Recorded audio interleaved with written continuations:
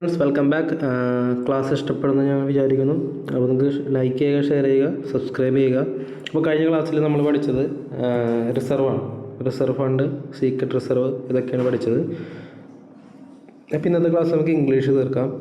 ഇംഗ്ലീഷിൽ നമുക്ക് simple past, simple ടോപ്പിക്കാണ് സിമ്പിൾ പാസ്റ്റ് നോക്കാം. സിമ്പിൾ പാസ്റ്റ് എന്ന് വെച്ചിട്ടുണ്ടെങ്കിൽ നമ്മൾ action that completed in the past, നമ്മൾ കഴിഞ്ഞു പോയ കാര്യങ്ങളെപ്പറ്റി പറയുന്നതിനാണ് സിമ്പിൾ പാസ്റ്റ് യൂസ് ചെയ്യുന്നത്. ഇത് മെയിൻലി യൂസ് ചെയ്യുന്നത് പാസ്റ്റ്, കഴിഞ്ഞു പോയ കാര്യങ്ങൾ, പിന്നെ describe past habit and routines, പിന്നെ describe series of completed actions in the past. അപ്പോൾ നമ്മൾ ഓൾറെഡി കഴിഞ്ഞു പോയ കാര്യത്തിനെ പറ്റി പറയുന്നതിനാണ് സിമ്പിൾ പാസ്റ്റ് എന്ന് പറയുന്നത്.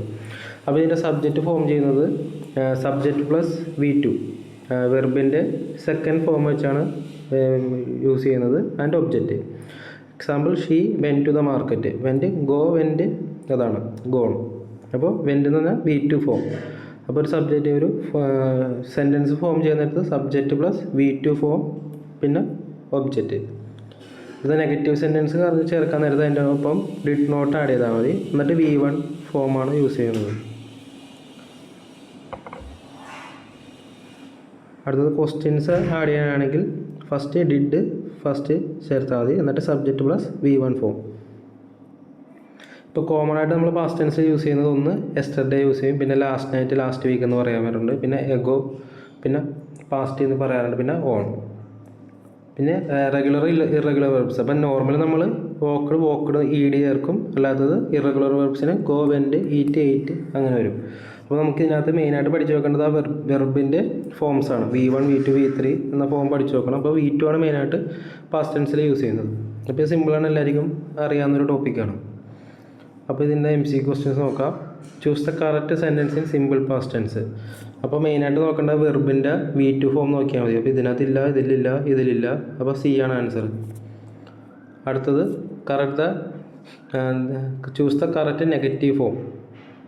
അപ്പം നെഗറ്റീവ് ഫോം നോക്കാൻ നേരത്ത് ദേ ഡു നോട്ട്. അപ്പോൾ ദേ ഡിഡ് നോട്ട് ഇവിടെ നോക്കാം, V1 ആണ് യൂസ് ചെയ്യേണ്ടത്. ഇവിടെ വെൻറ്റ് V2 ആണ്. അപ്പോൾ ഇത് ഗോ, ആ ഒരു ഇത് ഓർത്തിരുന്നാൽ മതി. അടുത്തത് ചൂസ് ദ കറക്റ്റ് ക്വസ്റ്റ്യൻ. അപ്പോൾ ഇത് സെയിം സംഭവം തന്നെയാണ്, അത് ജസ്റ്റ് ഓർത്തിരുന്നാൽ മതി. ഇവിടെ വെൻറ്റ് V3 ആണ്, ഇതും വരില്ല. അപ്പോൾ ഇവിടെ വരുന്നത് ഇതാണ്. അപ്പോൾ ഇതുപോലെ സിമ്പിളായിട്ട് എങ്ങനെയാണ് ജസ്റ്റ് ഓർത്തിരുന്നത്, subject plus V2 plus object. അപ്പോൾ ഇതുപോലത്തെ ക്വസ്റ്റ്യൻസ് ചെയ്ത് നോക്കുക. മെയിനായിട്ട് പഠിക്കേണ്ടത് V2 forms, വെർബിൻ്റെ V2 forms continuous ആയിട്ട് പഠിച്ചുകൊണ്ടേയിരിക്കുക.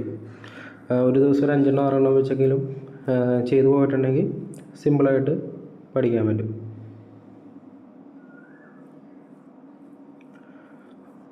അപ്പോൾ ഇന്നത്തെ ക്ലാസ് ഇത്രയേ ഉള്ളൂ, സിമ്പിളായിരുന്നൊരു ടോപ്പിക്കായിരുന്നു.